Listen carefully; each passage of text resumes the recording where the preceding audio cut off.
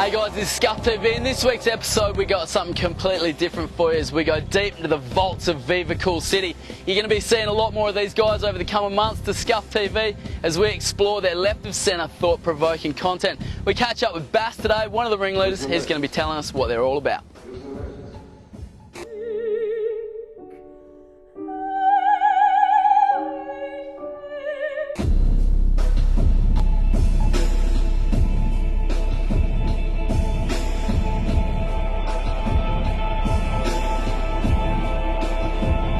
This is an emergency. Vive City is an online video magazine aimed at probably aimed at Generation Y, trying to provide them with thought-provoking sort of left of centre content that they can't really find anywhere else on television at the moment. We're going to go and have a look for some mushrooms. We basically started Vive City a couple of years ago, me and two buddies, two guys from Melbourne. We all sort of come from a television background and we're probably a little bit pissed off and just a bit over the content we were seeing on television, coughing up. So we thought we'd have a crack at it and try and do a bit better ourselves. This is Willow Court. It was Australia's oldest running mental institution. The slant we sort of go with it is like it's pretty cheeky, it's a bit investigative journalism. We sort of look for stories that you're not generally going to find on television, that people are a little bit afraid to touch perhaps. Everything from kidnapping in Mexico to drug smuggling in Colombia, incest in Tasmania, getting drunk off Listerine. We never try and do it in a way that's casting judgment on anyone. It's just letting the person or the story tell the story. I'm just putting my part in the story of life, creating a temple. Rarely do we have TV hosts in there flashing it all up. It's straight into it. It's pretty gritty. Urban's a pretty shit word, but it's pretty urban. It's pretty rough and ready, and kids seem to like that, Do you know Uncle Jackie? Probably the scariest situation we put ourselves in was investigating the oldest mental asylum in Australia. It's supposed to be Australia's most haunted site. So we cruised down there with the cameras and broke in and spent a night in the mental asylum. We're hearing noises. Just cruising around there and recording all the voices and seeing shit. Yeah, like I'm a big believer now. Probably wasn't before, but definitely believe. One of the biggest thrills for me the last couple of years working on Vive City is meeting these amazing dudes. There are so many people out there that have a story to tell. They've never been in front of a camera before, but turn it on and roll tape, and dude, there's just some natural talent out there that'll never get the light of day. So we feel pretty proud that we've given these guys a voice. For the rainforest, for the Indigenous people. Yeah, for example, recently we got to catch up with a dude called Smurf. He's a wee little man who has an healthy obsession with mushrooms. Depending on the person, you could just munch on them like that. Twin Swedish cliff jumpers. These boys are identical Swedish twins, good-looking lads, and they've travelled the whole world just finding bridges and cliffs and shit to jump off and do these aerial flips. And some mad dudes we caught up with in Melbourne last year who are attempting the world record slip and slide attempt on the Yarra River at like 6 in the morning after a massive night out, on the booze. Just rolled down this big sheet of plastic, just went and slammed it in the middle of winter. I suppose if you want to see the rest of the guys, all these crazy characters and stories and left of centre shit, then jump on Vive City and have a look at the rest of it.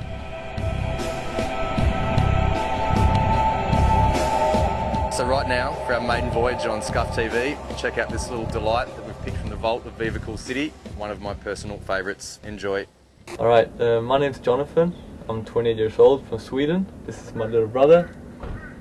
Yeah, I'm Sebastian. I'm also 28 years old and been living in Australia now for about 6 months. We do mostly action sports and a bit of travel documentaries. And in today's episode you're going to see some radical cliff jumping, pretty much from my hometown back in Sweden, Norway, a bit from Portugal and all that.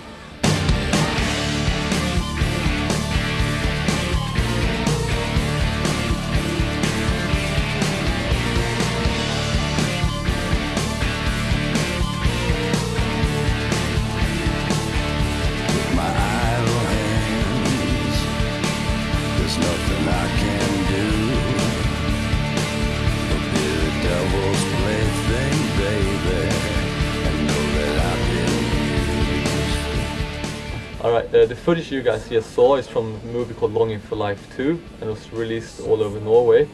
And the thing with this movie is that it was a movie about lifestyle movie. It's about downhill skateboarding, it's about surfing and about cliff jumping. But mainly it's longboarding, downhill skateboarding. That's the title of the movie, Longing for Life. And the thing is, to get sponsors for the movie, like, we couldn't just have downhill skateboarding. We needed to twist it up and mix it up with something a bit more interesting. That's why we chose to put in cliff jumping, because it's new, people haven't seen it before. And people didn't know you can do it from those heights and really take it that seriously.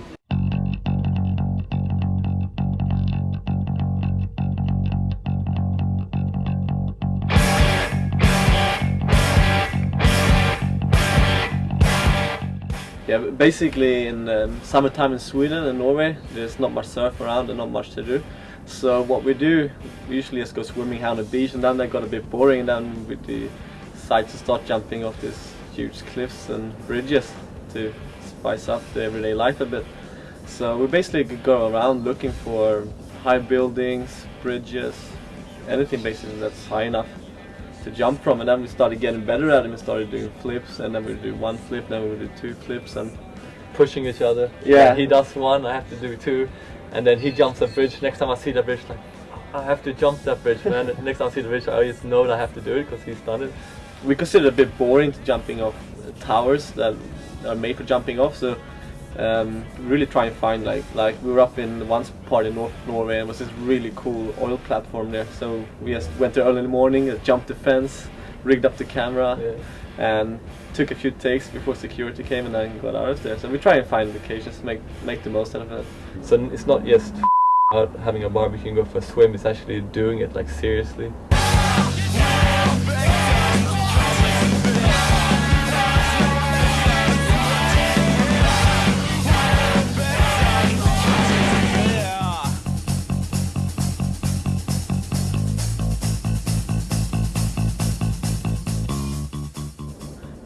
There are pretty big consequences, like water gets pretty hard when you're dealing with 20-25 meters drops. So there's been definitely a few injuries. We try and play it safe, like usually check the bottom of a boat with echolodes and see how deep it is, and make sure no one threw down any scrap metal, something that could be on the bottom. So, but when you lose your control in air and you hit the water and hard impact, you bust your blood vessels in your lungs, and the guy broke his tailbone, had to walk around with bicycle paths with cushions all summer. So. But what we do, when you know you're gonna slam and you hit the water, you always try to break the surface somehow, so you never land flat. You just get as baggy as you can and you just try to smash it.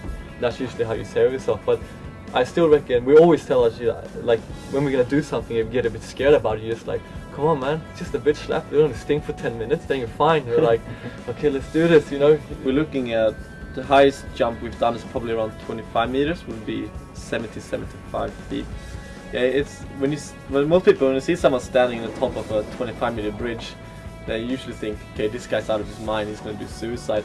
So a lot of people call the police usually come and they say, okay, what's going on here? Well, are you sure you know what you're doing?